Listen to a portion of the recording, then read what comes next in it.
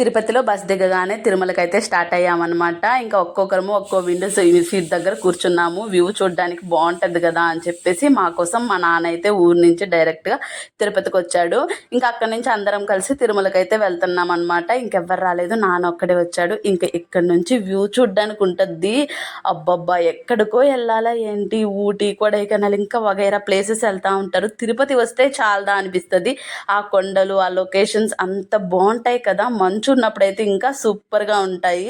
ఇప్పుడు చూడండి ఎంత బాగుందో. వీడియోస్ అంతగా తీయలేం కదా, ఫోన్ పడిపోతుందేమోనని చెప్పేసి. ఆ లోయలు అవన్నీ రియల్గా చాలా బాగున్నాయండి.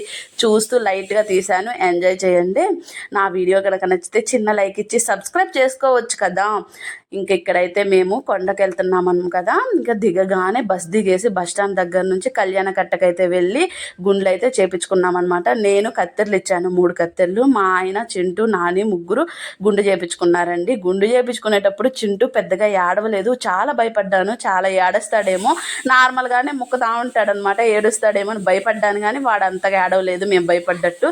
నార్మల్గా జస్ట్ కొంచెం అలా ఏడ్చాడు. మేము అటు ఇటు ఎంగేజ్ చేసేసామన్నమాట. నాని ఫస్ట్ గుండప్పుడైతే అండి ఎంత ఏడ్చాడో, గిల కొట్టుకున్నాడు.